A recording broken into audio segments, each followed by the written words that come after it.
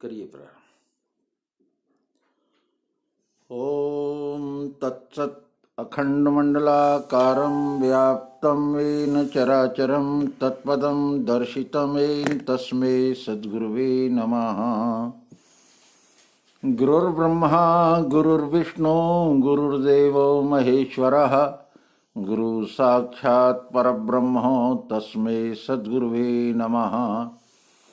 विश्वरूप परमात्मा परमात्म स्वरूप सद्गुरु को नमन करके आज श्रीमद् भगवद गीता का एकादश स्कंध में जो 8वां श्लोक है, कल हम सभी ने वहां तक सुना समझा था और उसमें जो महत्व का श्लोक है जिसके कारण लोक में भ्रम फैलता है, एहे कस्थम जगत कृतिस्नम, मुझ एक ही देह में। इस बात को अर्जुन जैसे महारथी यह एक स्तंभ पश्याद्य सचराचरम, पश्चाद सचराचरम मम देहे गुडाकेश यच्चानुदृष्टि दृष्टुम इच्छसि,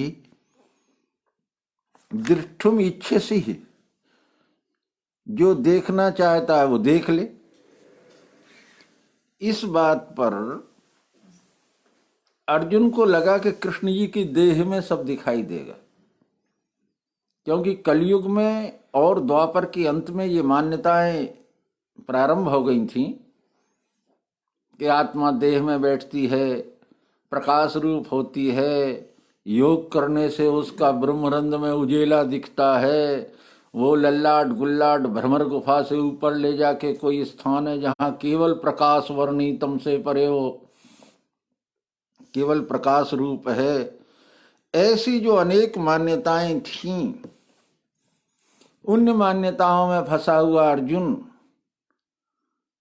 कृष्ण जी द्वारा क्षर अक्षर पुरुषोत्तम अधिदेव अधियज्ञ आदि समझाने के बाद भी परा अपरा और संपूर्ण मैं ही हूं, नतः परतम नान्यत, इस पुरुषोत्तम भाव का शाब्दिक व्याख्यान विभूति योग बता देने के बाद भी अर्जुन को दृष्टुम इच्छामि, देखने की इच्छा हुई। कृष्ण जी ने कहा पश्चिमे पार्थ रूपाणी सस्व सहस्रसा नाना विधानी दिव्यानी नाना वर्णाकृतिन च, अनेक रंग रूप बनावट में तू मेरे ही स्वरूप को देख। पर फिर वो अर्जुन मम देहे, बस उसने जो जगत भाव में बंधा होता है वो सदैव एक ही शरीर में जीवात्मा परमात्मा माया ब्रह्म इन्हें अपनी कल्पना से देखा करता है। अर्जुन के माध्यम से वही बात हम सब के लिए भी लागू होती है, हम सब भी वही देखना चाहते हैं। इसी भ्रम को निवारण करने के लिए भगवान श्री कृष्ण ने कहा था न तु माम शक्य से दृष्टुम सुनने चक्षुषा दिव्यम ददामि ते चक्षु पश्य में योगमेश्वरम, आंखों से बाहरी तेरे देख सकता नहीं मुझे, देता हूं दिव्य चक्षु में योगेश्वरी देखिए। ये योग परंपरा प्राप्त है, ये योग व्यक्ति से उत्पन्न नहीं होता। मेरे जैसे अनंत लोग भी सब मिलकर भी चाहते कि ये योग प्राप्त हो जाए, नहीं होता, क्योंकि ये नारायण की परंपरा है। एवं विवस्ते योगम प्रोक्तवान हम व्यम विवस्वान मनवे प्राह मनो इक्ष्वाकु वे ब्रवीत। इस नियम से ये चला हुआ योग,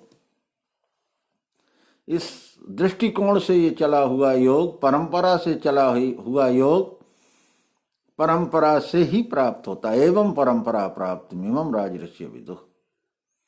इसलिए हे अर्जुन, तू उस योग की परंपरा को भूल गया। ऋषि मुनियों के मनन से उत्पन्न हुए उसी के विचार, उससे भिन्न विचार नहीं है, क्योंकि उससे अलावा दूसरा कुछ है ही नहीं। तो उसके विचारों में जो व्यक्ति के गुण शामिल होते हैं, उसके कारण अनेक गुणात्मक भाव दृश्य लक्ष्य भाषित हो जाते हैं। किसी ऋषि के विचार तम प्रधान होते हैं, किसी ऋषि के विचार रज क्रिया प्रधान फल प्रधान होते हैं, किसी किसी ऋषि महर्षि के विचार सत्व प्रधान होते हैं जो आकर्षण का केंद्र होते हैं। पर वो त्रिगुणातीत विश्व रूप स्थिति में पहुंचाकर आप सहित गोविंद का लक्ष्य नहीं करा पाते। ऋषि मुनि महर्षि देवर्षियों के द्वारा बताए हुए संस्कार, बताया हुआ अनुभव व्यक्ति कर्ता क्रिया कर्म के भाव से पृथक खड़ा रहता है। जानी हुई वस्तु जानने वाले से पृथक रहती है, इसलिए तद्रूपता नहीं होती। तद्रूपता न होने से अनन्यता नहीं होती, और अनन्यता न होने से वो बुद्धि का ही विलास रह जाता है और अंत में मतपंथ संप्रदायों की किसी शाखा में बट जाता है। इसलिए हे आत्मरूप सज्जनों, संसार में जितने भी आज प्रचलित मतपंथ संप्रदाय हैं, उन सब के आचार्यों ने अवश्य प्रयास किया है उसी एक परमात्मा परब्रह्म पुरुषोत्तम को जनाने लखाने दिखाने का, पर उन सब में स्वमत होने से, स्वमत और स्वबुद्धि की प्रेरणा अक्षर का प्रकाश विभूति रूप से जिसमें जितना हुआ, उसने किसी ने विकारों को छुड़ाने के लिए सारे प्रयास किए, किसी ने क्रियाओं में लगाने के लिए सारे प्रयास किए, किसी ने कुछ भी करना धरना नहीं है, तुम अपने आप ही अपने ध्यान में बैठ जाओ, अपने में ही अपना दिखता है। ऐसे त्रिगुणात्मक दृश्य पैदा हुए जिनके कारण उन विभूतियों के नाम से अनेक मतपंथ संप्रदायों का दृश्य हमारे सामने है।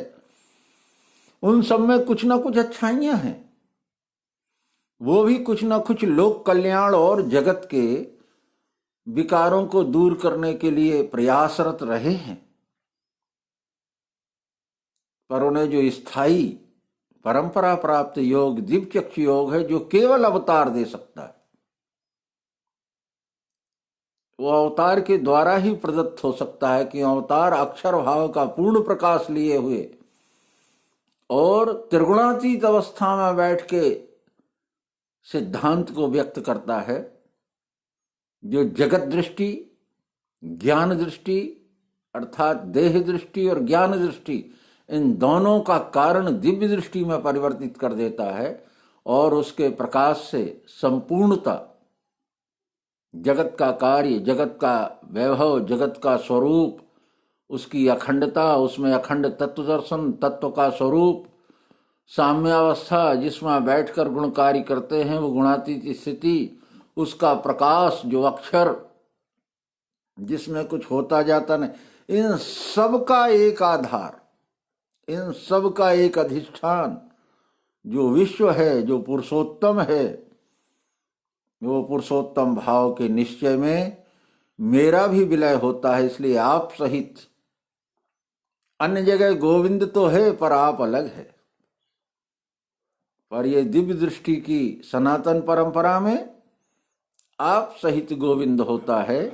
ये अवतार की महानता, इसी को समझाने के लिए इस भगवत गीता में कृष्ण जी ने कहा दिव्यम ददामि ते चक्षु पश्चिमे योगमैश्वरम। इस शब्द पर सबसे बड़ा खेल है। हम लोग अभी जो मनन करते हुए आए हैं 10वें अध्याय तक, हर जगह योग शब्द आया है। हम सभी के बीच में सदगुरु परंपरा से निवेदन किया गया है, संसार में अनंत योग हैं, अकेला भगवत गीता 18 योगों से भरा पड़ा है, इसके हर अध्याय का नाम योग ही है। अर्जुन को विकार और भ्रम पैदा हो गया तो उसका नाम विषाद योग हो गया।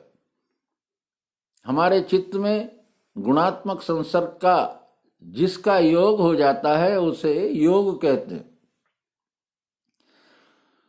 पर यहां योगेश्वरी की जब बात आती है तो सबसे बड़ा योग जो विश्व रूप दर्शन करा के हमारा अपना आपा उसमें तद्रूप करके अखंड कर देता है, वो है क्षर अक्षर। प्रकृति पुरुष, प्रकृति पुरुष, प्रकृति प्रकृति, अर्थात जितने भी द्वैत हैं, जीव ईश्वर का, माया ब्रह्म का, जड़ जगत का, जड़ चेतन का, कर्ता क्रिया का, द्वंद्वातीतो विमत्सरा। इसलिए एक श्लोक आता है कि ये परंपरा द्वंद्वातीत, इसमें द्वंद्व रहता ही नहीं है। तो इसलिए इस योग का नाम है क्षर अक्षर। दोनों प्रकृति भूतों का जो हम 7वें अध्याय में पढ़ के आए, 8वें अध्याय में जो हमने पढ़ा परब्रह्म, अध्यात्म, अधियज्ञ, जो हमने 10वें अध्याय में जो कुछ भी तेजस्विता, ऊर्जता, क्रिया, बल, वैभव दिखता है, मेरा ही अंश भाव से वहां समझा। अब वो संपूर्ण भाव से समझने के लिए दिव्य दृष्टि की जो परंपरा है उसमें प्रयोग विधि है और उसके लिए अधिष्ठान चाहिए। एक व्यक्ति प्रश्न कर रहे थे शाम को, स्पष्ट कर देना चाहता हूं। वो कह रहे थे कि महाराज आप लोग पिंड रखकर समझाते हैं, चाहे वो मिश्री का डल्ला हो, बतासा हो, कोई भी वस्तु पदार्थ हो, पर अर्जुन जिस समय रथ पर बैठा था, भगवान कृष्ण जिस समय समझा रहे थे, उनका तर्क लॉजिक बड़ा है। वो उस समय क्या था? मैंने कहा उस समय वही था जो अर्जुन को और कृष्ण को दिख रहा था। वो विश्वरूप अधिष्ठान था। अवतार के लिए कंकड़ काफी होता है। भगवान मायानंद चेतन जी को जो 9वें अवतार हैं, उन्हें जब उनके सदगुरु स्थान विशुद्धानंद जी ने समझाया, कुल 3 मिनट जमीन से, और वो भी 18 वर्ष की अवस्था में, 16 ही थी उस समय, अपने पिता के साथ भगवान मायानंद जी गए तो विशुद्धानंद जी गंगा स्नान से लौट रहे थे और एक श्लोक पढ़ते जा रहे थे, दिव्यम ददामि ते चक्षु पश्चिमे योगमेश्वरम। इस श्लोक का इतना आकर्षण हुआ मायानंद जी को कि वो उनके पीछे चल दिए। और जब वो आश्रम के करीब पहुंच गए तो दंडवत करके पूछा कि महाराज जो ये श्लोक आप पढ़ते हैं, क्या इसे समझा सकते हैं? वो दिव्य दृष्टि कैसे दी जाती है? विशुद्धानंद जी को आश्चर्य हुआ। उन्होंने कहा ये प्रश्न 2 लोगों ने और किया था, मैंने उन 2 को समझाया पर वो क्रियान्वित नहीं हो सके, पर तुम्हारी विशिष्ट लगन और श्रद्धा देख के मैं समझा देता हूं। और एक जमीन से कंकड़ उठाया, क्या ये दिखता है? देखा सो क्षर। ऐसा एक कंकड़ उठाया, कहा दिखता है ये क्षर, इसकी अविनाशित्व, इसमें जो प्रियता भरी है, जिसके कारण मैंने इसे उठा के तुम्हें समझा रहा हूं, वो अक्षर, इसका नाम कंकड़ पुरुषोत्तम है। इस संपूर्ण का वैभव बना के जो विश्व में स्थापित कर देगा, वो इस युग का 9वां अवतार होगा। ऐसा सद्गुरु आशीर्वाद है, यही सद्गुरु कृपा है। उनके वैभव को हृदयस्थ करके जो सद्गुरु ऋण को चुका देता है, वो उऋण हो जाता है। अतः आत्मरूप सज्जनों, इस 8वें अध्याय का लक्ष्यभूत सिद्धांत आपके सामने रख रहे हैं। ए मुक्ता ततो राजन महायोगे स्वरो हरि दर्शयामास पार्थाय परमम रूपमैश्वरम। ऐसा कह के अब ये श्लोक जो 9वां है, दर्शयामास, दिखाया। और क्या दिखाया? परम रूप ऐश्वर्यम। त्रिपुटी हो गई यहां। परम यानी पुरुषोत्तम, रूप भाव से अक्षर, और ऐश्वर्य यानी क्षर। क्षर अक्षर पुरुषोत्तम का संयोगी स्वरूप, यह विश्व रूप जो त्रिपुटी से दिखता है, जो प्रयोग से दिखता है, उसको उन्होंने इस श्लोक में दिखाया। और फिर क्षर से शुरू हुआ,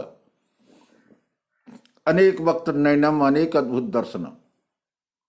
ये क्षर गति से ही शुरू किया जाता है, जिसे क्षर गति का अर्थात पंचभूत त्रिगुणों का ठीक से, साकार का ठीक से, क्षर का ठीक से लक्ष्य नहीं होगा, उसे अक्षर और पुरुषोत्तम की प्राप्ति नहीं होगी। बिना क्षर भाव को जाने अक्षर और पुरुषोत्तम की कल्पना नहीं की जा सकती। ऐसा भगवान मायानंद चैतन्य जी ने सर्वांग योग के 3 अध्याय की टिप्पणी में लिखा है। अतः आत्मरूप सज्जनों, किस प्रकार जाना दिखाया था, वो परंपरा क्या थी? तो क्या वहां कृष्ण जी डिब्बी में मिश्री धर के ले गए थे? क्या वहां कोई बतासा रखा हुआ था? ऐसा जो तर्क करते हैं उनके लिए सिद्धांत रूप से यह बताया गया। मायानंद जी ने कहा, बतासे अपने आगे रखना भूलना नहीं। कलयुग में हमारी बुद्धि इतनी मोटी हो जाती है संस्कारों के साथ कि हमें वही पदार्थ सामने रखना पड़ता है जिससे कि ठीक ढंग से प्रयोग करते बने सहजता से। पर भगवान श्री कृष्ण जी के और अर्जुन के बीच में जो भी था वो पदार्थ था, और पदार्थ कुछ भी हो सकता है, पर संसार की सबसे बड़ी विभूति होने से संसार की सृष्टि में पदार्थों में सबसे बड़ी विभूति शक्कर है। शक्कर से ही सारे पदार्थों का वैभव दिख रहा है। जिस तरह अक्षर से सारे दृश्य का वैभव दिखता है, उदाहरण के रूप में जैसे मिट्टी ही सारे पात्रों के रूप में दिखती है, वैसे ही अक्षर भाव अविनाशी आत्मा ही सारे दृश्य में दिखती है। वैसे ही क्षर दृष्टि में जो भी 4 खान की 84 लाख आज हमें दृष्टिगोचर हो रहा है, वो सब शक्कर पर ही बना हुआ है, शक्कर से ही बना हुआ है, अर्थात शक्कर ही है। इसलिए हर वस्तु पकने पर मीठी हो जाती है। तो वेद की जो ऋचा है, जो ऋग्वेद के 5वें अध्याय में मधु ब्राह्मण प्रकरण है, उसमें यह समझाया गया, मधुवत मूलम मधमदग्र वीरधाम बभूव मधुवत पर्णम मधु समधा मधु संभक्ता अमृतस्य मधुवातारता मधवा क्षरत सिंधवा। यह जो भी सृष्टि के रूप में दृष्टम अदृष्टम दिख रहा है, सूक्ष्म सूक्ष्म से लेकर विराट से विराट तक जो कि दृष्टिगोचर हो रहा है, वो सब शक्कर का ही स्वरूप है। जैसे मिट्टी से बने हुए सारे पात्र मिट्टी ही हैं, उसी तरह यह जो सृष्टि के रूप में हमें दिख रहा है आज 4 खानी 84 लाख के रूप में, वो सब शक्कर से ही निर्मित है। उसका मूल आधार शक्कर है। इसलिए हमने अपने सामने ये पिंड शर्करा खंड खाद्यानी दधखीर गिरतानी चा, जब हम किसी देव को पूजन में अर्पण करना चाहते हैं तो शक्कर का ही नाम लेते हैं। और उसमें तीनों गुणों की पहचान करने के लिए दधि खीर घृतानी चा, दही से, दूध से और घी से, ऐसा कह के समर्पित कर देते हैं। पर वो अनुभव था, अनुभव चला गया, शब्द रह गया। तो आत्मरूप सज्जनों, भगवान श्री कृष्ण जी ने पदार्थ रखा था, पर भगवान मायानंद जी ने उस पदार्थ का स्पष्टीकरण कर दिया। क्योंकि 9वें कलयुग की भीषण धर्म गिलानी में लोग तो यही कल्पना करेंगे कि प्याज रख लूं कि लहसुन रख लूं। अरे रखना पदार्थ था, उसमें प्याज से भी समझा जा सकता है, लहसुन से भी समझा जा सकता है, और संसार के किसी भी पदार्थ से समझा जा सकता है। समझना तो क्षर अक्षर योग ऐश्वर्य था, पर इसमें भी कल्पनाएं न होने लगे, क्योंकि अल्प बुद्धि मनुष्यों की पंथ निर्माण और तर्क करने में बहुत आगे होती है। इसलिए इस 9वें अवतार ने वह आधार खोज के दे दिया जिससे भ्रम खड़ा ना हो। उन्होंने कह दिया, बतासे अपने आगे रखना भूलना नहीं। उसी का ये स्वरूप मराठी में खड़ी साकर कहा है, मिश्री कहा है। मिश्री यानी जिसमें सब मिला हुआ है। इसकी विशेषता यह है कि ये इसमें न तो बीज है न वृक्ष है, जो कुछ भी होगा उसमें से उत्पत्ति स्थिति नहीं होगी, वही हो जाएगा। इसमें जो कुछ भी बनेगा, इसे बीज नहीं बनना है, इसे फिर से उत्पत्ति नहीं होना, इसे जन्म नहीं लेना, फिर बाद में फलना नहीं। जो कुछ भी बनना है, अगर छोटा सा टुकड़ा बनना है तो ये बन गया छोटा सा टुकड़ा। पर छोटा सा टुकड़ा बनने न बीज हुआ, न वृक्ष हुआ, न फल हुआ, न उसका परिणाम हुआ, वही हो गया। जो स्वयं ही वही रूप धारण कर ले, स्वयं ब्रह्मा, स्वयं विष्णु, स्वयं इंद्र, स्वयं शिवा, स्वस्मादं सर्वमीच्यते, ऐसा उपनिषदों में कहा है, वही हो जाता है। तो ये इस पदार्थ की विशेषता को दर्शाते हुए मायानंद जी ने सीधा निर्देशन कर दिया, जिससे तुम्हें पदार्थों का भ्रम ना रहे। संसार की सृष्टि का आधार, जिसमें चार खानी दृष्टिगोचर हो रही है, उन सब का आधार ये मिठास अर्थात शक्कर ही है। अतः वर्तमान में ये विश्व रूप दर्शन करने के लिए, योग ऐश्वर्य देखने के लिए अपने सामने ये पदार्थ, मैंने तो ये मिश्री का डल्ला रख रखा है, क्योंकि ये पदार्थों में, अन्न में, सृष्टि की रचना में, सृष्टि में जो कुछ भी दिख रहा है उसका आधार है, विभूति है। पर आप लोगों के सामने जो भी रखा हो रख सकते हैं, बंधन नहीं है। परंतु जो अनुभव सहजता से, सरलता से और प्रयोग में इस पिंड पे आएगा, वो संसार के और किसी पिंड पर अनुमान रह जाता है, प्रत्यक्ष नहीं होता। यही विशेषता है अवतार की। आप कुछ भी रखेंगे, अब प्याज रखे होगे तो कहेंगे घी के साथ मिला देखो, तो क्या घी के साथ मिला के देखोगे? पर यहां तीनों गुणों की गुणातीत अवस्था होने से, क्योंकि इसी मिठास में से धतूरा भी पैदा होता है, इसी मिठास में से गन्ना भी पैदा होता है, और इसी मिठास में से नीम भी पैदा होता है। पर धतूरे का फल भी अपने पक जाने पर अपने अंदर मिठास छुपा लेता है। नीम की निवोरी भी पक जाने पर अपने आप को मीठा सिद्ध करती है, और गन्ना तो पूरा का पूरा मीठा है। इसलिए आत्मरूप सज्जनों, स्थूल सूक्ष्म कारण रूप से भले ही रहे, पर रहती वही मिठास है। वो तमोगुणी, रजोगुणी और सतोगुणी कार्य के रूप में गुण साम्य रूप से बैठा होने से इस पर तीन सारे प्रयोग एक साथ हो जाते हैं। ये प्रयोग के भूतात्मक, गुणात्मक, अक्षरात्मक, ये सभी प्रयोग जिस पर एक साथ सिद्ध किए जा सके, इसलिए ये साम्य स्वरूप, मिठास रूप, ये सृष्टि का आधार, अक्षर का प्रकाश और पुरुषोत्तम का सर्वभाव है। इसलिए बतासे अपने आगे रखना, भूलना नहीं आत्मरूप सज्जनों। ये अधिष्ठान की महत्वता, अधिष्ठान की विशेषता, अधिष्ठान के होनेपन का विचार, अधिष्ठान रखने की परंपरा, ये आप सबके सामने निवेदन की। भगवान राम के समय में बेर और आंवले से समझाया जाता था। करतलगत आंवलक समाना, विश्व बदरजिम तुमरे हाथ। भगवान श्री कृष्ण ने यह मिश्री की परंपरा लाई थी। गोपाल नाम तो कृष्ण के समय में मिश्री से समझाया जाने लगा। भगवान राम क्षर अक्षर का संयुक्त स्वरूप लड्डू से समझाता था, तो गाना बन गए उनके, राम नाम लड्डू, गोपाल नाम खीर, कृष्ण नाम मिश्री, घोर घोर पी। बनाया तो हमारे अनुभवी लोगों ने था, जिससे परंपरा शेष बनी रहे, पर उनके परिणाम बदल गए।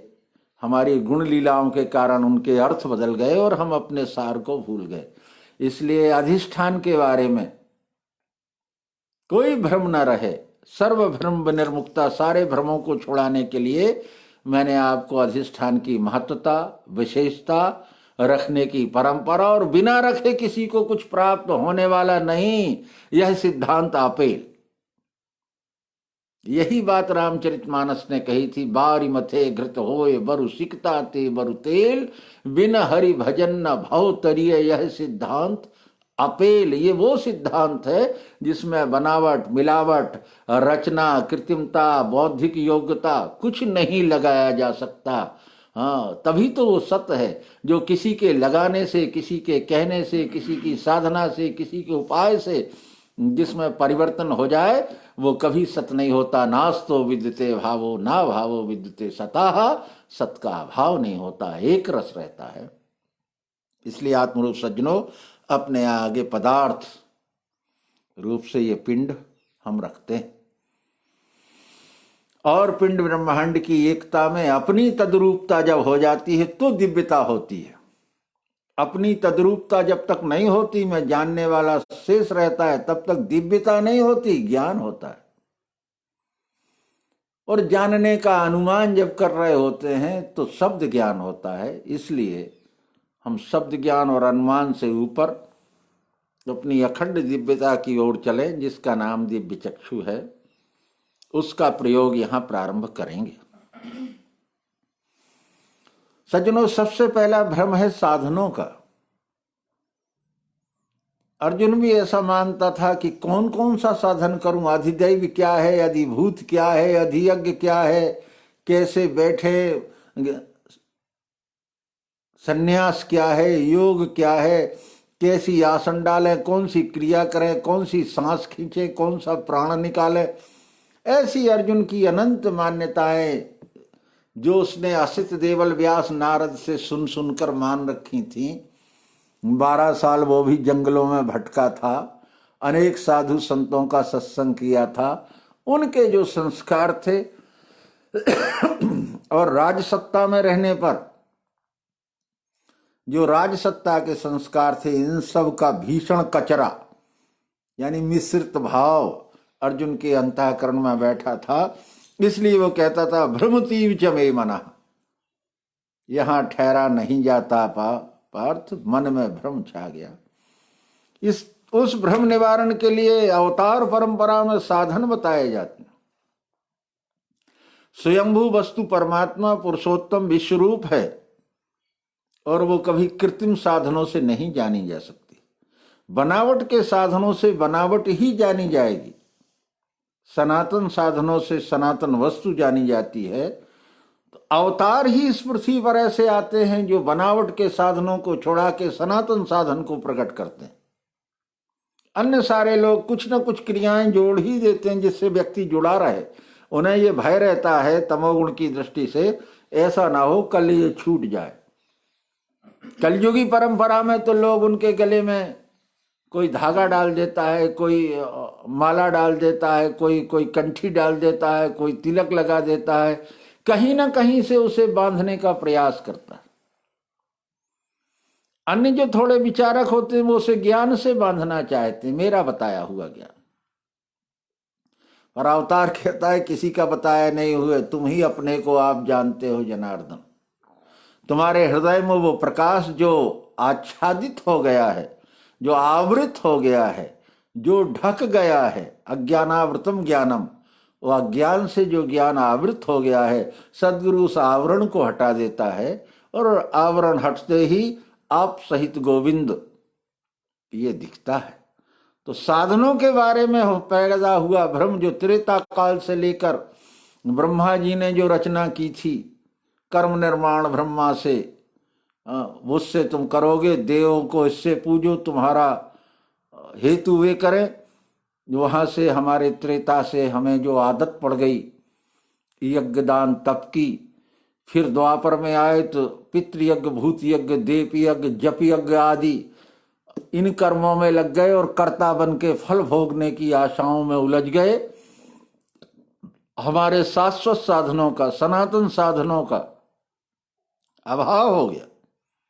इतना स्पष्ट संसार के किसी भी ग्रंथ में नहीं है जहां ये सिद्ध किया गया हो अवतार परंपरा में, जबकि ये भगवत गीता भी है। यहां भी साधनों का क्रमबद्ध उल्लेख नहीं किया गया। किया तो प्रयास तो किया गया, परंतु क्रमबद्धता नहीं है। कहीं 3 गुण समझा दिए गए, कहीं पंचीकरण समझा दिया गया, कहीं भूत समझा दिए गए, कहीं अक्षर समझा दिया गया, कहीं पुरुषोत्तम। एक सुनिश्चित क्रमबद्धता नहीं है। वो 9वें अवतार ने उन सबको इस कलयुग की भीषण धर्म गिलानी में अंधेरे में वो प्रकाश, सुनिश्चित प्रकाश हो, सुनिश्चित मार्ग हो, तो अंधरा भी, मेरी भाषा में अंधा भी किसी लाठी के सहारे से चल सकता है, क्योंकि वो रास्ता उबड़ खाबड़ नहीं है। तो भगवान ने 9वें अवतार ने मनुष्य मात्र के पास 8 साधन है ये सुनिश्चित कर दिया। यहीं से उनकी अवतार होने की विशेषता प्रकट हुई। अन्य सब ने कहा ये कर लो, हो सकता है, अरे किसी रास्ते से जाओ पहुंच जाओगे। अनंत मार्गों का स्वरूप, अनंत क्रियाओं के परिणाम हो सकते हैं, परंतु वो राजमार्ग नहीं है। इसलिए हम 9वां अध्याय जिसको पढ़ के आए हैं उसमें राज विद्या राजगुही, ये राजमार्ग है, सुनिश्चित रास्ता है, परंपरा प्राप्त योग है, सनातन से इसी पद्धति से लोग चले हैं। उसी पद्धति को भगवान ने स्पष्ट किया और मानव देह की विशेषता को सिद्ध करते हुए, अर्जुन दैवी संपत्ति विमोक्षाय निबद्धा आसुरी में मतः, तू मानव देह में भी देवी संपत्ति में प्राप्त हुआ है, देवी संपत्ति में जन्म लिया है, तुझे ये मोह क्यों आया? ऐसे ही जिनके अंतःकरण में सत्वगुणी भाव, सात्विक श्रद्धा है, आत्मनुज सज्जनों ध्यान रखना, रजोगुणी श्रद्धावान सहयोगी रहेगा, तमोगुणी श्रद्धावान केवल औपचारिकता करेगा, और ये ग्रहण केवल सात्विक श्रद्धावान को ही होगा। सात्विक श्रद्धावान आप सहित गोविंद हो जाएगा, रजोगुणी श्रद्धावान इसमें गोविंद है ऐसा उसे लगेगा, तमोगुणी श्रद्धावान कहेगा आप कह रहे हो ठीक हो, विद्वान हो, और हम क्या कहें, वो व्यक्ति को ही सम्मान देके रह जाएगा। ये हम लोगों की अपने अंतःकरण की स्थिति को देखते हुए हमारे पास स्वयंभू सनातन नानादि मानव देह में 8 साधन विकसित होके स्थित हुए हैं। क्षर के ही जो 8 अंग हैं, भूमि आपो नलो वायु खम मनो बुद्धिरेव च, जो 7वें अध्याय में ज्ञान विज्ञान योग पढ़ के आए थे, यही विज्ञान की रीति, इसलिए सर्वांग योग कहता है यही विज्ञान की रीति साक्षात्कार स्वरूप का। हमारा विज्ञान का प्रारंभ 7वें में हुआ, उसमें प्रकृति का ठीक ढंग से आकलन हुआ, 8वें में अक्षर ब्रह्म को ठीक से जाना, 9वें में राज विद्या राजगुह योग पुरुषोत्तम को समझा, फिर उसका ऐश्वर्य कैसे दिखता है ये 10वें अध्याय में समझने के बाद जिनका निश्चय पक्का हो गया वो दिव्य दृष्टि के मार्ग की ओर चल दिए। हमारे पास 8 साधन हैं, 5 ज्ञानेंद्रियां, 6वां मन, 7वीं बुद्धि और 8वां ये सूक्ष्म ज्ञान जो यहां जानने आई, जिसको हम ज्ञान कहते हैं, उसी को अन्य ग्रंथों में चैतन्य का प्रतिबिंब कहा गया। वो साम्यावस्था में बैठा हुआ अपना ही स्वरूप देखा कर, क्योंकि सब कुछ उसी का है, वही वही हुआ है। हाँ, वो अक्षर प्रकाश ही साम्यावस्था भी बना है, कोई अलग से सत्ता साम्यावस्था की नहीं है। जब अक्षर प्रकाशित हो जाता है तो प्रकाश प्रकाश रह जाता है, जब वो अप्रकाशित कमजोर प्रकाश रहता है तो साथ में अंधकार भी रहता है, बड़ा अच्छा अनुभव आता है। हम जब चलते हैं तो सामने सूर्य अगर रहता है तो मेरा पूरा शरीर दिखाई देता है, पर पीछे अंधेरा भी रहता है। तो जो अंधेरा रहता है वो मेरी ही साम्य अवस्था है, और जो उजेला रहता है वो मेरा ही अक्षर भाव है। ये दोनों मुझ में ही एक साथ रहते हैं। पर अगर सिर पे सूर्य आ जाए, एक बड़ा अच्छा प्रमाण दिया था किसी ने कि अरे माया अभिमानी, माया ने व्यंग किया कि तू कितना सा, क्योंकि जो मेरी छाया थी वो एक दिन मुझसे बड़ी दिख रही थी। हम रास्ते में चल रहे थे, छाया बड़ी दिख रही थी, तो उसने हंस के कहा कि तुम छोटे और मैं बड़ी। यही माया का स्वरूप है, अविद्या का स्वरूप है। अभी जिसने ज्ञान को ढक लिया है, उस व्यक्ति ने देखा कि हाँ, कारण क्या है? कारण ये मिला कि सूर्य जो है उसके पीछे था। सूर्य जब पीछे होता है तो छाया बड़ी हो जाती, अर्थात हमारा ज्ञान जब हमारे पीछे होता है तो माया प्रभावशाली होती। वो घूम गया। किसी ज्ञानी ने कहा अरे हम उपाय बता देते, सरल, घूम जा। घूम गया तो छाया उसके पीछे, बड़ा अभिमानी हो गया। यही है आजकल का वेदांत। वो घुमा देने को सर्वश्रेष्ठता मान लेते हैं। तो छाया तो छूटी नहीं, पीछे जरूर हो गई, रही उतनी ही बड़ी, पर वो जो आगे दिख रही थी अब उसने दिखना और बंद कर दिया, तो बड़ा भ्रम हो गया कि मैं बड़ा ज्ञानी हो गया। तो किसी तत्वदर्शी ने कहा कि छूटी नहीं हो, पीछे तो लगी है, माया महा ठगिनी हम जानी, ऐसा कबीर ने कहा था।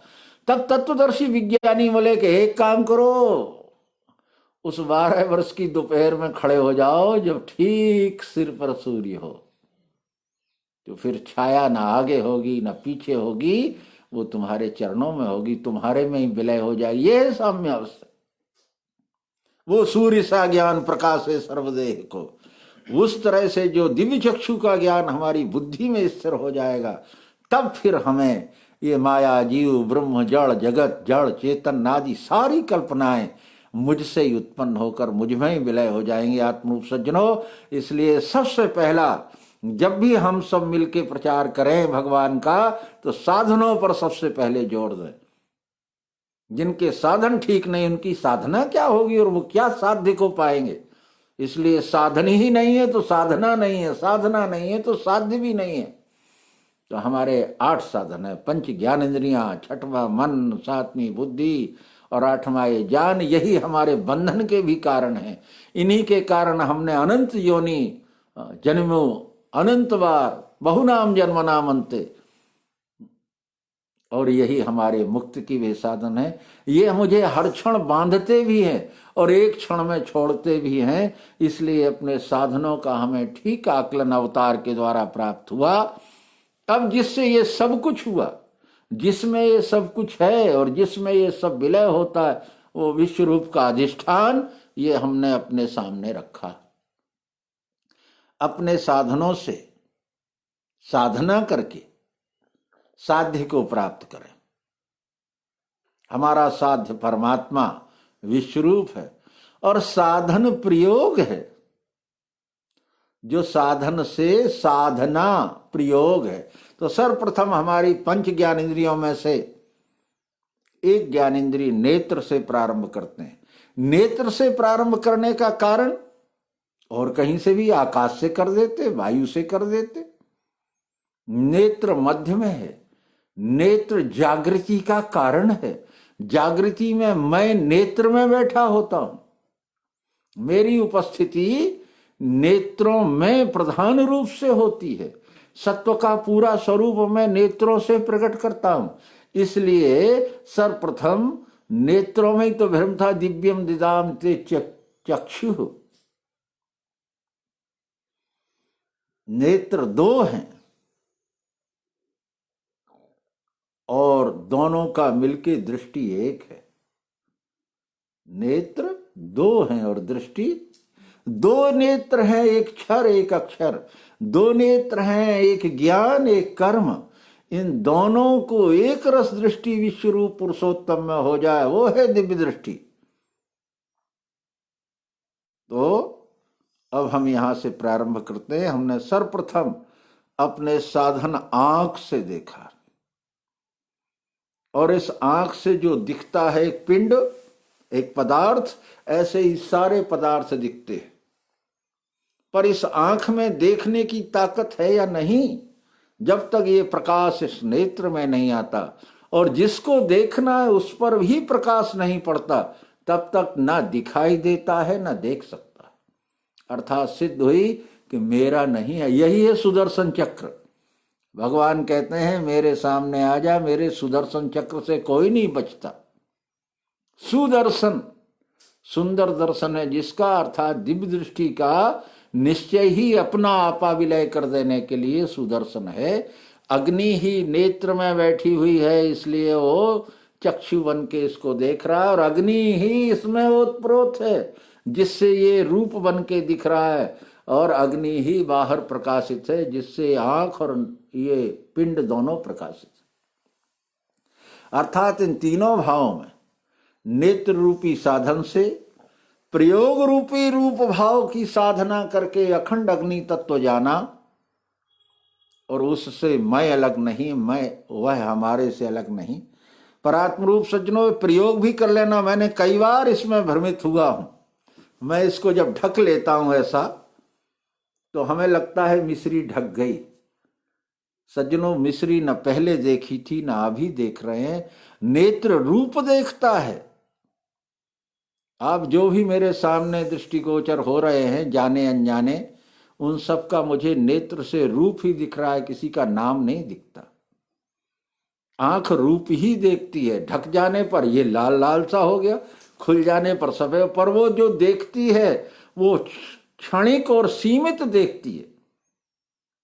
पर जब सद्गुरु उसमें बैठ जाते हैं, उनका अनुभव जब उसमें बैठ जाता है, तेजस्वी ज्ञान ज्योति से करता हूं ब्रह्म दूर पर, तो ये छोटा सा हमारा पिंड का रूप, ये इस हाथ के रूप से जुड़ा है, हाथ शरीर से जुड़ा है, शरीर आसन से जुड़ा है, आसन भूमि से जुड़ी है, और भूमि इस संपूर्ण ब्रह्मांड से जुड़ी हुई है। इसलिए पिंड से लेके ब्रह्मांड तक और ब्रह्मांड से लेके पिंड तक मेरे सहित अखंड है। इसमें विशेषता यह है कि संसार के सारे लोग अपने को अलग खड़ा करके इसे देखा करते हैं, पर भगवान की विशेषता यह है कि मेरे सहित यह सब अखंड है। अगर मैं इस पूरी परिधि में से, घेरे में से एक कण भी अलग हो जाएगा तो अखंड नहीं रहेगा, खंड हो जाएगा। और खंड खंड देखे सो खंडित, अखंड सम देखे सो पंडित, पंडिता समदर्शिना। इस प्रकार हमने परमात्मा का एक अंग जो क्षर प्रकृति में का है, जिसे अग्नि तत्व कहते हैं, क्योंकि परमात्मा तत्व रूप है। तत्व की भी परिभाषा कर देना जरूर समझते हैं। तत्वित्त महाबाहो गुण कर्म विभागियो गुणा गुणेश वर्तन्ते इति मत्वा न सज्जते। जो मुझे तत्व से जानता है, तत्व का अर्थ होता है जो बनाया न जा सके, तत्व का अर्थ होता है जो अविनाशी हो, तत्व का अर्थ होता है जिससे सब हो, जो किसी से ना हो। इसलिए अग्नि साकार में का एक अंग परमात्मा का अग्नि तत्व है। उसने ही अपने को जानने के लिए यहाँ नेत्र स्वरूप धारण किया है, और वही रूप बनकर आद्यंत मध्य रहे सर्वत्र बैठा हुआ है। इस तरह मैं उससे अलग नहीं, वह हमारे से अलग नहीं, एक अंग से जाना, देखा और मिले। अब हम अपने दूसरे साधन से प्रयोग करते हैं। जो हमारे पास त्वचा चमड़ी है, ये वायु तत्व की क्रियाशील ज्ञानेंद्रिय है। क्रियाशील होगी तो ही समझ में आएगा, अर्थात जिसे जानने की इच्छा होगी वही जान पाएगा। नहीं तो वह चमड़ी तो मुर्दे में भी लगी हुई खाल है, पर वहां क्रियाशील नहीं है। वहां इंद्रिय सक्रिय न होने से वो अपने को नहीं जान सकती, साधन रूप नहीं है। यहां हमारे पास जो त्वचा है, उसकी विभूति हाथ, उसे हमने इस पिंड से छू के देखा, स्पर्श हुआ। ये स्पर्श गुण वायु तत्व का है। उसके जानने का साधन चमड़ी के अलावा, त्वचा के अलावा दूसरा नहीं है, क्योंकि परमात्मा दो नहीं है तो उसके जानने के रास्ते भी दो नहीं है। परमात्मा अखंड एक, जब वो आंख से दिखता है तो फिर किसी साधन से नहीं दिखता। वो अपनी एकता सदैव सिद्ध करता है, एक में अद्वितीयम, मैं एकमात्र हूं। अब जब वो छूने से आता है तो त्वचा छोड़ के और संसार के किसी भी साधन से नहीं छुआ जा सकता। ये स्पर्श में वायु तत्व का है। वही वायु तत्व हमारे देह में अनंत रूप धारण करता है, पर विभूति रूप से त्वचा बन के अपने को जानने के लिए स्पर्शन भाव से सर्वत्र अपनी अखंडता सिद्ध करता है। परमात्मा के साकार अंग में का तीसरा अंग साधन रूप से हमारे पास कान है। आकाश की ही क्रियाशील ज्ञानेंद्रिय कान श्रोत्र बन के अपने ही शब्द को सुन रही है। ये शब्द भाव से सर्वत्र पर स्थायी शब्द, सर्वांग योग कहता है इसमें शब्द है स्थायी। ये शब्द तो हमने बजाया बंद हो गया, ये विषय है, पर कान से क्या सुनाई देता है? तो कहेंगे शब्द, ये शब्द अखंड है, उसमें के प्रकार अनंत हैं। त्वचा से स्पर्श अखंड है, पर उसमें के प्रकार ठंडा गरम मुलायम तगड़ा। आंख से रूप अखंड है, पर उसमें रंग अनंत है। अनंत रंग ये जगत भाव है। तो हमने इसमें स्थायी शब्द देखा, यही आकाश है। आकाश ही अपने को जानने के लिए कान रूपी साधन बन के साधना करके शब्द भाव से सर्वत्र अपनी ही उपस्थिति उसे दिखाई दी। उससे मैं अलग नहीं, वो हमारे से अलग नहीं। फिर मैं एक बार ये वेदांत के माने हुए भ्रम को दूर करना चाहता हूँ। आत्मरूप सज्जनों, आप लोग विवेकी जन हैं, फिर भी मैं बताता हूँ। ये मैंने अपने सामने ये एक डिब्बा रखा हुआ है, इसके अंदर मुझे पोल दिखाई देती है, ये मैं इसमें उंगली डाल रहा हूं, और इसके बाहर भी ये पोल दिखाई देती है। यही दो भ्रम हैं। इसके अंदर की पोल जिसको हम घटाकाश कहते हैं, अंदर की पोल कहते हैं, और इसके बाहर की पोल। पर भगवान की विशेषता ये, उन्होंने कहा इसमें शब्द है स्थाई, बजा के कान से सुनो। आप लोग भी सुन रहे होंगे, ये इस डिब्बे में की परिधि में से जो आवाज निकल रही है, ये क्या है? ये भी आकाश ही है। तो इसके भीतर आकाश है कि बाहर आकाश है? यहां बजा के देख लोगे तो ये भी आकाश है। तो अंदर बाहर की कल्पना खत्म हो जाती है। वो भीतर भी वही है और बाहर भी वही है। काहे को दो भेद हमने कर रखे भीतर बाहर के? भगवान ने लिखा था, स्थूल सूक्ष्म कुछ है नहीं, एक ही है भगवान। राखो निश्चय में सदा, मायानंद को ज्ञान भाव निज मिथ्या जान परे। तुम जानो अपना रूप, यह सब माया क्या करे। यहां तक हमने साकार में के आकाश तत्व के साधन कान से अखंड शब्द भाव से आकाश को जाना। चौथा परमात्मा का स्थूल साधन, स्थूल स्वरूप जल है। उसकी क्रियाशील ज्ञानेंद्रिय हमारे पास जिह्वा है। जिह्वा से इस पिंड को चखते स्पष्ट अनुभूति आती है। रस, स्वाद, रस के प्रकार खट्टे मीठे तीखे चरपरे अनंत है, पर स्वाद है ये रस जल तत्व का गुण है। और ये रस भाव से सर्वत्र आकाश है। हम बाल्टी में भरे हुए पानी को, नल से निकलते हुए पदार्थ रूपी जल को जल तत्व कहते हैं। वो तत्व नहीं है, वो पांचों मिला हुआ है। जिह्वा से जो स्वाद आता, रसो अहम अप्सु कौन्ते, अर्जुन जल में रस हूं, ऐसा भगवान समझा सके। पर क्रमबद्धता न होने से सर्वांग योग की पद्धति से उसे ठीक समझा जा सकता। जल भाव से सर्वत्र रस तत्व भरा हुआ है। निश्चय क्या करना था? उससे मैं अलग नहीं, वो हमारे से अलग नहीं। अब हमारे पास परमात्मा के साकारांग में का पांचवा अंग पृथ्वी तत्व है। उसकी क्रियाशील ज्ञानेंद्रिय नासिका है। नासिका से सूंघ के एक पिंड से लेके ब्रह्मांड तक देखा, सर्वत्र गंध है। ये गंध गुण पृथ्वी तत्व का है, उससे मैं अलग नहीं, वह हमारे से अलग नहीं है। पर हम जिस भूमि पर बैठे हैं, विवेकी जन पंचीकरण पढ़ते समय इस बात को ध्यान रखें। मैं सूक्ष्म पंचीकरण का वर्णन कर देता हूं। ये आंख से दिख रही है, और जो दिखता है उसे अग्नि कहते हैं, उसे भूमि नहीं कहते। आंख से दिख रही है तो आग है। जिस दिन ये समझ में आ जाए, छूने में जब हम छूते स्पर्श होता उतनी इसमें वायु है, बजाने से जो शब्द निकलता है उतना इसमें आकाश है, जीभ लगाने पर जो स्वाद रस आता है उतना इसमें जल है, और नाक से सूंघने पर जो गंध आती है उतनी पृथ्वी है। अर्थात ये पांचों का समूह होकर हमारे सामने ये भूमि रूप से, पृथ्वी रूप से, पृथ्वी का गोलार्ध रूप से जगत में का दृश्य है। इस प्रकार हमने पांचों ये पदार्थ रूप से, इस पदार्थ का पंचीकरण और तत्वों का पंचीकरण ये किसी विवेकी जन के सानिध्य में पढ़ लेना चाहिए, जिससे हमें इसमें क्या हो सकता है, क्या नहीं हो सकता, क्या किया जा सकता है, क्या नहीं किया जा सकता, ये निश्चय पक्का होने से हमारी बुद्धि चमत्कार रहित हो जाती है। परमात्म निश्चय दृढ़ हो जाता है, भ्रम और भटकना समाप्त हो जाता है। पर आत्मरूप सज्जनों, ये भी जानना है, जहां पांच देखे वो पांच नहीं है। पांच होते हुए एक ही है और एक में ही पांच है, अर्थात ये एक अस्तित्व है।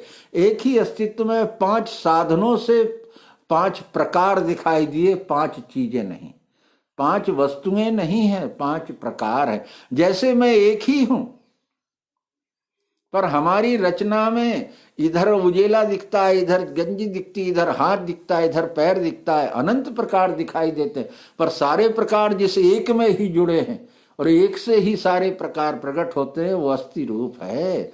ऐसा जानकर हम इससे अलग नहीं और ये हमारे से अलग नहीं है। यही पंच तत्वों का बोध जिसे दृढ़ हो जाता है, उसी क्षण उसे जन्म मृत्यु से रहित हो जाता है, क्योंकि उसे पता होता है पृथ्वी जल अग्नि वायु आकाश का ही मैं बना हुआ और ये सब बना हुआ है। इसमें किसी भी पृथ्वी जल अग्नि वायु आकाश को न उत्पन्न होते हुए देखा है, न मरते हुए देखा। पर देह दृष्टि के जगत भाव में जब मैं बंधा था, तब मुझे पैदा होते भी दिखाई देते थे और देह त्यागते भी दिखाई देते हैं। पर आज जब मैं इस पदार्थ की अविनाशित्व में बैठ गया हूं, सर्वभाव से पांचों अंगों से देख लिया, तो ना तो मुझे पृथ्वी जल अग्नि वायु आकाश कहीं उत्पन्न होते दिखाई दिए, ना कहीं विलय होते दिखाई दिए। एक रस सदा रहते हैं, उसमें के दृश्य घूमते रहते, अनंत पेड़ पौधे बनते हैं, अनंत पेड़ पौधे उसी में विलय हो जाते फिर बनते। तो ये शरीर को वृक्ष कहा गया। हाँ, ये वासना रूपी बीज का स्थूल वृक्ष है। ये वासना रूपी बीज जो अक्षर भाव से है, उसका ये दृश्य है। अपने अपने शुभ और अशुभ कर्मों के फल इसमें लगा करते हैं और ये जीव कोई उसमें से खट्टे फल खा रहा है, कोई मीठे खा रहा है, पर कोई ऐसा भी है द्वा सुपर्णा सायुज शाखा, जिसकी शाखाओं पर बैठकर केवल देख रहा है, खा नहीं रहा, प्रकाशक है। वो अविनाशी अक्षर भाव में बैठा हुआ, वो कर्ता क्रिया कर्म इन तीनों का साक्षी हो जाता है। इसलिए वो कर्ता भोक्ता दोनों नहीं है। उसी स्थान पर मुझे पहुंचना। अब इसी परमात्मा की प्रकृति के सगुण साकार में तीन गुण हैं, जिनका नाम है सतरस्तम। यही हमारे जीवात्मा को एक देहबद्ध वासना को जो बांधते हैं, जिसके कारण मैं ज्ञान और अज्ञान इसमें घूमता रहता हूं, यही मेरे पुनर्जन्म के कारण होते हैं। वो करते क्या है, जाने किससे? उसके जानने का हमारे पास साधन मन है। मन साधन रूप है। मन न रोका जाता है, न कूटा जाता है, न पीसा जाता है, न मन से मन को भगाया जाता है। अगर मन की जड़ता हम ला देते हैं, चाहे वो कृत्रिम साधन से, औषधि से लाए या स्वयं की धारणा बना के लाए, तो उससे केवल कुछ क्षण के लिए बेहोशी होती है, प्राप्ति कुछ नहीं होती। उसी को हम सब कुछ मान लेते हैं, बेहोशी को, कि उतनी देर मुझे याद नहीं रही, मैं उतनी देर भूला रहा। तो भूला रहना भी तो तमोगुण का दृश्य है। तो वास्तव में जो जड़ समाधि है, जिसमें मुझे भूलने का एहसास होता है, वो तमोगुण की विक्षिप्त निद्रा है। जैसे निद्रा में मैं अपना घर परिवार मकान दुकान शरीर तक भूल जाता हूं, ऐसे ही वो विक्षिप्त निद्रा कहलाती है। उसे समाधि मान के लोग बड़ा आनंद की कल्पना किया करते, होता जाता कुछ नहीं। अगर वास्तव में एक बार आनंद आ जाता, दोबारा करने की जरूरत क्या थी? फिर हम फिर 2 घंटे बैठे हैं कल, फिर 3 घंटे बैठे हैं कल, अरे वो तो 6-6 घंटे बैठे रहे। तो मैंने कहा वो तो पत्थर भी सारी जिंदगी धरा रहता है ना, तो ये तो आगे पत्थर बनने की ओर जा रहा है, आदमी भी अब वो खत्म हो जाएगा। तो लोग कहते हैं महाराज तुम ही हो, और हैं भी सही, उसमें कोई बात नहीं, हम तो हम ही हैं, न तस्य प्रतिमा अस्ति। अब वो तीनों गुणों को समझना है। मन हमारा साधन है, इसलिए हमारे शरीर में उसका निर्माण हुआ। साम्यावस्था में विकार ना घुस जाए कोई, उसको छानने के लिए वो है छन्ना। जैसे हम चाय के लिए जालीदार, मोटी जाली, पतली जाली, ऐसे अलग, पानी छानने की अलग, चाय छानने की अलग, और कुछ छानने की अलग अलग जालियां लगा रखते हैं, ऐसे ही प्रकृति ने साम्यावस्था में विकार का प्रवेश ना हो जाए, उसके लिए मन रूपी छन्नी लगा रखी है। सतोगुणी, रजोगुणी, तमोगुणी। मोटा मोटा पहले छान के फेंक दे, नजदीक ही ना आ पाए विकार। थोड़ा थोड़ा आए तो रजोगुण से छान देना, और सतगुण का सुख भी उसमें ना घुस पाए। साम्य जो है वो निर्विकार ही बने रहे। ये मन का काम था, हम समझे मन परेशान कर रहा है, परेशान नहीं कर रहा है, वो हमारे विकारों का को निर्विकार कर रहा है। इसलिए घी के साथ मिलाया। ये पदार्थ में विशेषता है, घी के साथ मिला देने से। घृत यानी स्नेह।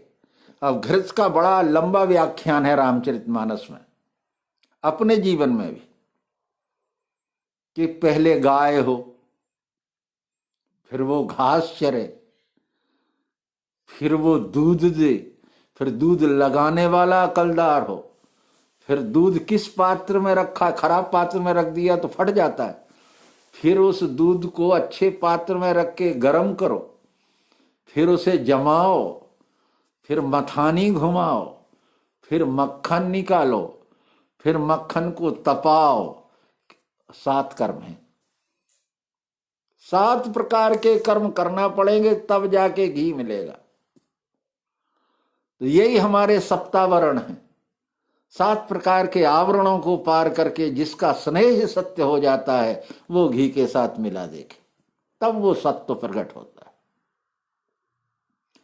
हाँ, वो सीधा सीधा कह दिया जाता है घी के साथ। घी यानी स्नेह, घी यानी काफी तक टिकने वाला, जिसमें चारों आहार के लक्षण हो, स्निग्धा, रस्या, हृदय, तृप्त करने वाला हो।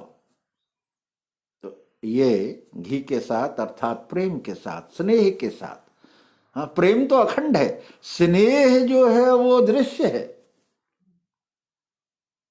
स्नेह दिखता है, किन से किनका स्नेह है और किसका किससे बैर है।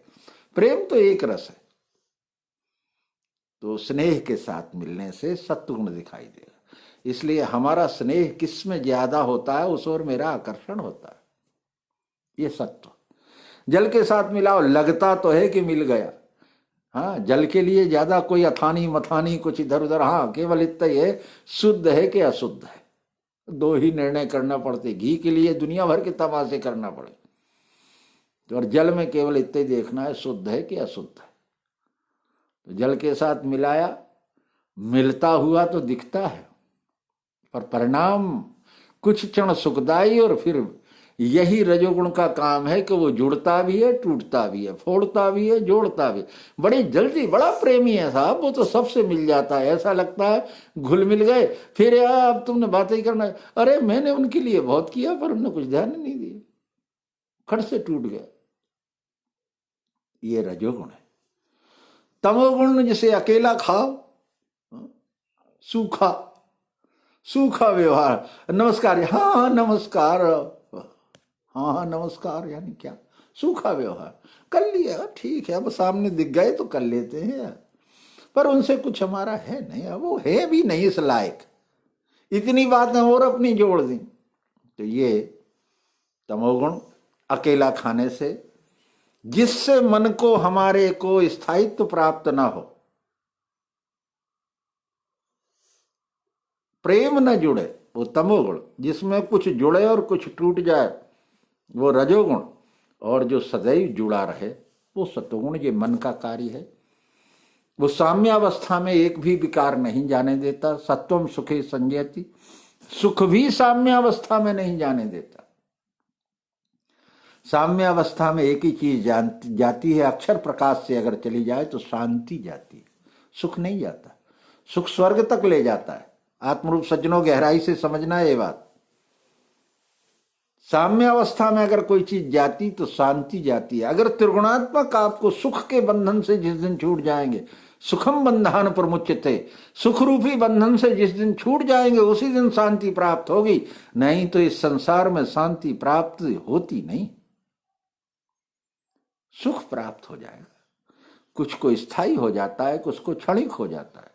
रज राग प्राप्त हो जाएगा, तुम्हारी इच्छाओं की पूर्ति हो जाएगी, तुम्हें वैभव मिल जाएगा, जस मिल जाएगा, सम्मान मिल जाएगा। संभावित जनों को है मृत्यु, ये कृष्ण जी ने कहा था अर्जुन की रजोगुण देख के। तो और तम तो मिला ही मिलाया है, उसे तो कहीं से मिलाने की जरूरत ही नहीं है, वो तो देह के साथ ही जुड़ा हुआ है। निराज्ञान भोगेश्वरी में विधे फंसे जो शब्द जाल में, इस प्रकार से हमने मन के द्वारा इन तीनों भावों को जाना। जानने से क्या फायदा हुआ? सामने आई हुई परिस्थिति का निवारण मिल गया।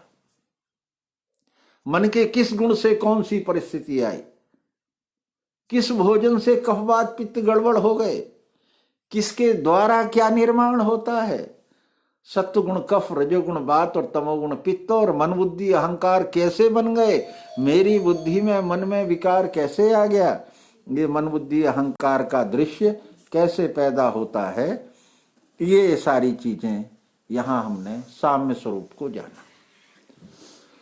और इसको जान लेने के बाद यही अक्सर कर हम प्रयोग में यही जड़ चेतन की गांठ छुड़ा देते,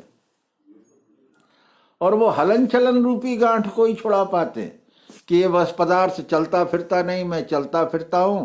हमारे में जो गुण रूप ये भोजन हमारे शरीर में जाके कफवात पित्त बनता है और मन बुद्धि अहंकार बन के कार्य करने लगता। ये कार्य की चेतना है, ना कि चैतन्य सत्ता। कार्य की चेतना और चैतन्य सत्ता। कार्य की चेतना, कार्य की जड़ता। किसी भी औषधि के द्वारा हमने उस जगह को निष्क्रिय कर दिया, कार्य रहित कर दिया, वो कार्य की जड़ता है।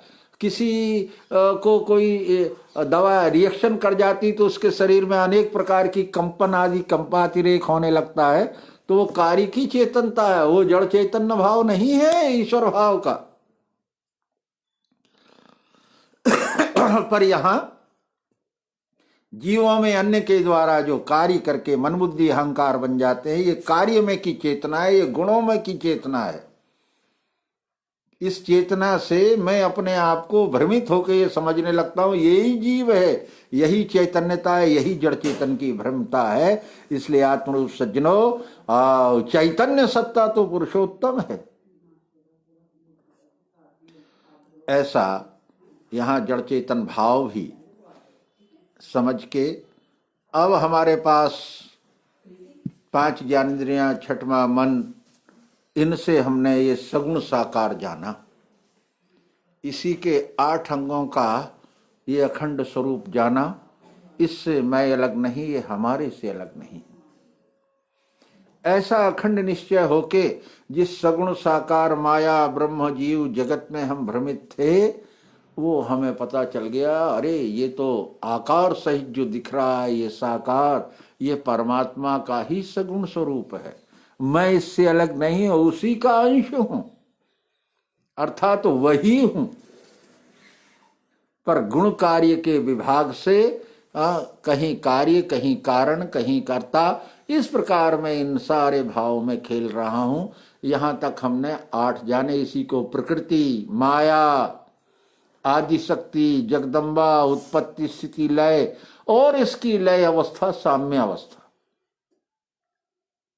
यहां तक हमने सगुण साकार को अपनी 5 ज्ञानेंद्रियों और मन से जानकर, इसके जानने से फायदा क्या हुआ? सगुण साकार जानने से तीनों गुणों के काम करने की पंचभूतात्मक रचना की जो सृष्टि है, और उसमें तीनों गुणों के काम करने की जो शक्ति है, जिसे चेतना नाम से जाना जाता है, इनको पहचानने से वास्तव में ये चैतन्य सत्ता नहीं है, ये तो जीवों में अन्न के द्वारा बनने वाली है। और जब ये अन्न बंद कर देता है तो वो मरा हुआ कह दिया जाता है। अगर चैतन्य सत्ता होती तो शाश्वत होती। इसलिए लिखा सर्वांग योग में, जीवों में अन्न के द्वारा ये तीनों स्थूल रूप से कफवात बने, पित्त भेग से कूदने लगे। इसी से स्थूलता पाई स्वरूप बोध के लिए। कौन से स्वरूप बोध के लिए? गुण लीला के कार्य के लिए। पुरुषोत्तम का स्वरूप तो 6 8 अंगों वाला है। पुरुषोत्तम का रूप तो अविनाशी है। तो इनसे कैसे हम स्वरूप बोध? पर इसमें के गुणों का जो स्वरूप है, गुणों की कार्य शक्ति है, गुणों में होने वाले जो दृश्य हैं, उनको जाना देखा। अब 7वां साधन हमारे पास बुद्धि है।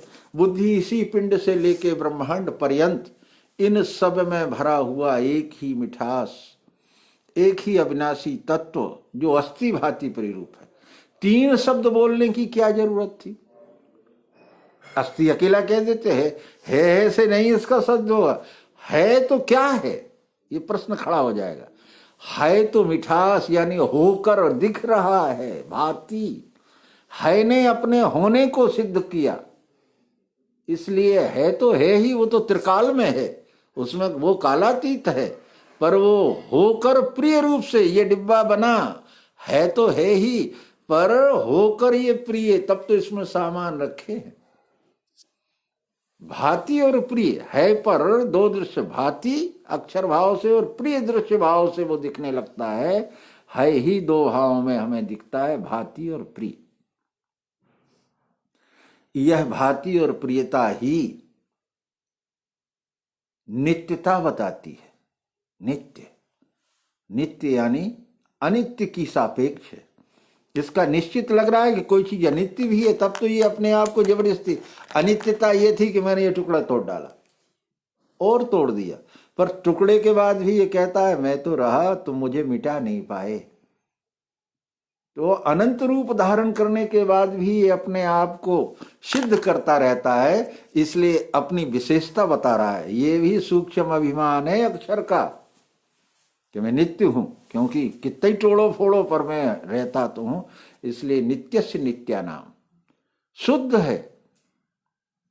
इसमें तीनों गुणों का विकार नहीं होगा, इस पर तीनों गुणों का विकार होगा, पर इसमें तीनों गुणों का विकार नहीं होगा, तो शुद्ध है। आज अजन्मा है क्योंकि स्थायी रहता है, ये है भाव से सर्वत्र होकर रहता है अपना होना हर काल में सिद्ध करता रहेगा, चाहे वृक्ष रूप में करे, चाहे बीज रूप में करे, चाहे धरती रूप में करे, चाहे जल रूप में करे, वो अपना होना सर्वत्र सिद्ध करता रहता है, स्थायी है, इसमें सब कुछ घूमा करता है।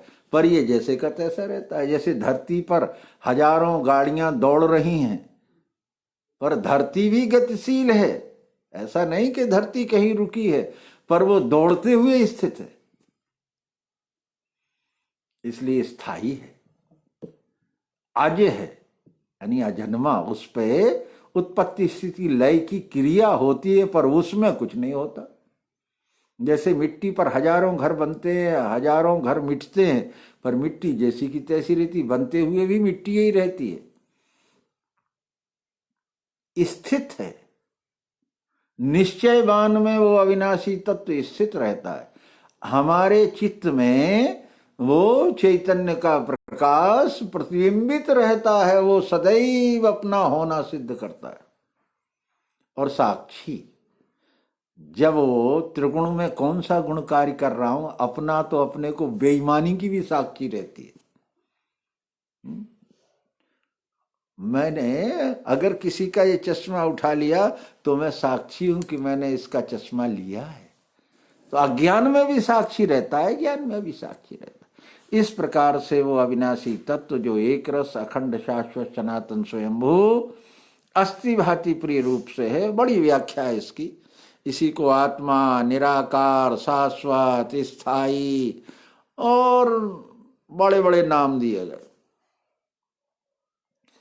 पर ये विशेषता इसकी समझना है कि बिना डल्ले के मिठास की सिद्धि नहीं हो सकती। स्वतंत्र सत्ता नहीं है, ये बंधन है।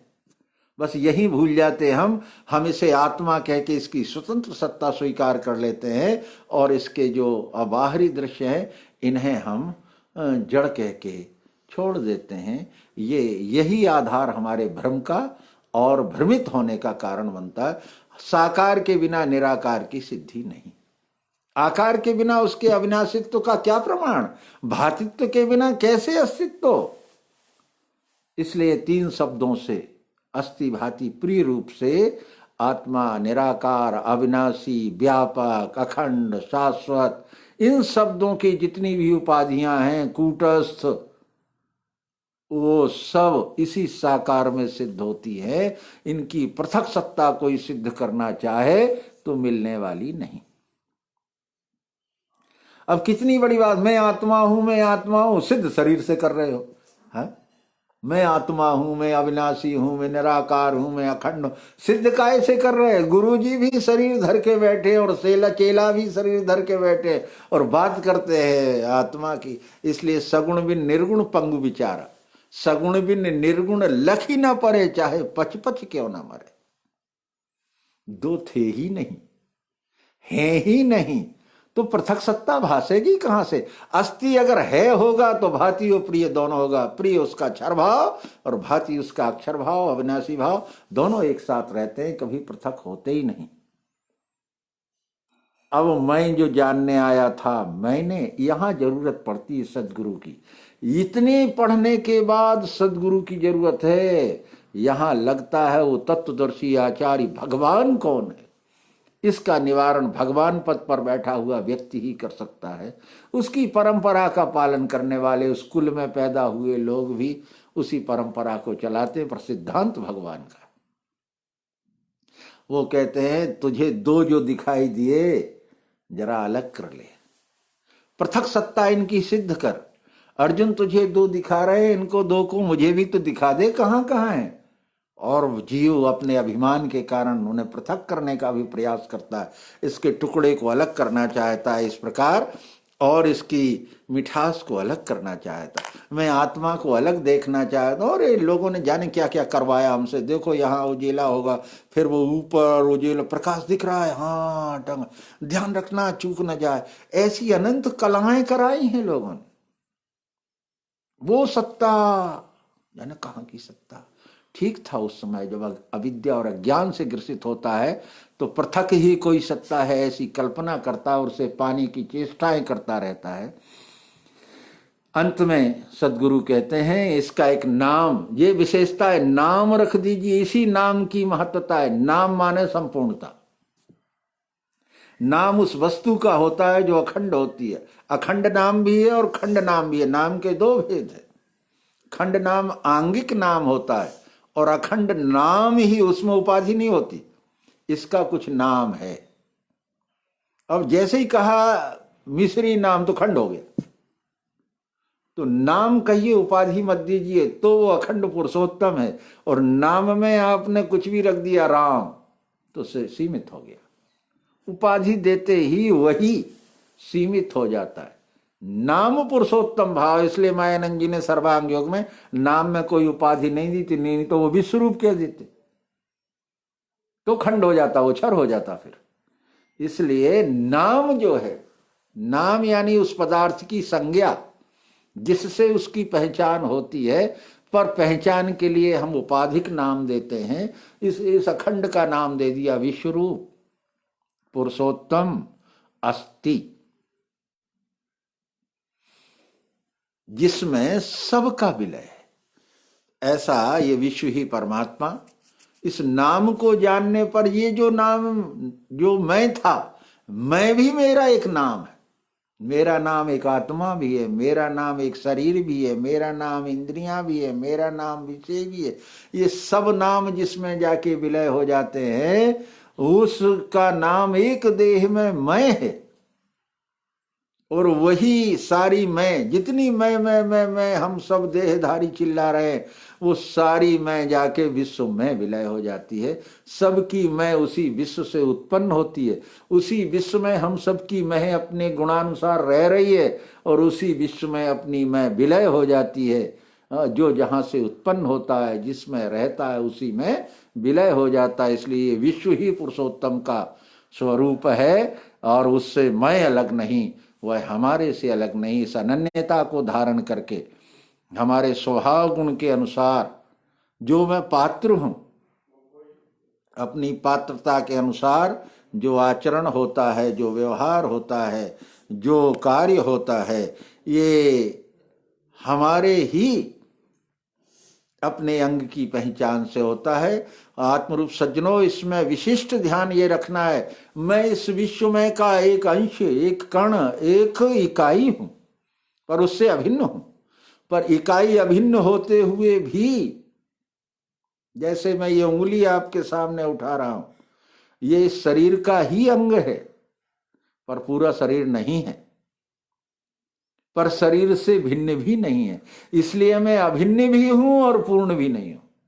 एक उंगली शरीर का ही अंग है, शरीर से उसकी पृथक कोई सत्ता नहीं है, पर पूरा शरीर भी नहीं है। इसलिए हम कोई भी एक देहधारी परमात्मा नहीं है। अवतार पद तक, अवतार पद उसकी विशेषता है, हृदय है। ठीक है ना, बुद्धि है, पर हम लोग उसके हाथ पांव, पेट पीठ है, सब मिलकर ये विश्व रूप परमात्मा है। जिस तरह एक उंगली अपने शरीर का बिना किसी भेदभाव से, बिना किसी कर्ताभिमान से, बिना किसी क्रिया की प्रेरणा से, बिना किसी फल की चाहत से सहज काम करती है, सुबह सुबह मंजन भी करती है, गंदगी भी धोती है, उसे धोने में कोई उसने ये नहीं कहती मैंने शरीर का बड़ा एहसान किया, मैंने तुम्हें बड़ा साफ रखा, ऐसा भी नहीं कहती। गंदगी भी यही लगाती है, दुनिया भर की पहुंच लाती है, तो उसमें घृणा भी नहीं होती। ततो न विजुगुप्सते, पर एक अंग शरीर नहीं है, शरीर से पृथक भी नहीं है, इसलिए हम में से कोई भी परमात्मा नहीं है, पर परमात्मा से पृथक भी नहीं है। पर जो अंग जिसके लिए बना है, उस अंग से उसी प्रकार का उपयोग और व्यवहार जिससे होता है, तभी वो अपने को और अपने सहित सबको सुख दे पाता है। यही सत व्यवहार जानकर होने का नाम भक्ति है, अनजाने में होने का नाम विषय है। जानकर जो हो रहा है, जो होता है, और अभिन्नता से होता है, एक रूपता से होता है, कर्ता का जिसमें अभिमान नहीं होता, वही वास्तव में ये विश्व रूप दर्शन योग है, जिसे कृष्ण जी ने अर्जुन को दिखाकर, जनाकर, पहचान कर एक बात कही, ज्ञातुम दृष्टुम च तत्वेन प्रविष्टुम च परंतप, जानो, देखो और मिल जाओ। और एक बात इसमें विशेष कही कि यह विद्या जिसका नाम ब्रह्म विद्या दिव्य चक्षु योग है, ना हम वैदेर न तपसा दाने न चेज्या शक्य एवं विधो दृष्टम दृष्टवान स्माम यथा, वेदों से, तप करने से, दान से, अन्य रीति से अशक्य देखना ये जैसे तूने लखा मुझे। इसकी अनादि परंपरा है। परमात्मा एक, उसके जानने का साधन दिव्य दृष्टि एक, उसके पहचानने के जो मनुष्य देह में साधन है, पंच ज्ञान दुनिया, छठवां मन, सातवीं बुद्धि और आठवां ज्ञान एक, इनके द्वारा ही जानकर, देखकर, मिलकर अनन्यता धारण होती है, आचरण होता है, आचरण में कर्तापन का अभाव होता है, और यही अनन्यता के लिए अवतार आते हैं, हमें बताते हैं, और हम उसमें तद्रूप होकर, वही रूप होकर अपने जीवन का जो लक्ष्य है, मानव देह धारण करने का जो उद्देश्य है, वो हमें प्राप्त होता है, और हम अहमानंदो नंदो, फिर मैं आनंद रूप होता हूँ। स्वामी स्वराजानंद जी ने लिखा था, आनंद खेलता है, आनंद खिल रहा है, आनंद जगिए सारा, आनंद ही पसारा। हाँ, फिर अपने में आप देख के आत्मतोष है, अपने से पृथक सत्ता नहीं होती। इसलिए इस 11वें अध्याय का अंतिम श्लोक कह के इसे पूरा करते हैं। और तो सब उसमें अनंत प्रकार की वंदनाएं हैं। गुरुपद पाने के बाद क्या क्या भाव निकलते हैं वो अर्जुन से निकले, वो आप सब जानते हैं। पर इसका अंतिम जो श्लोक है,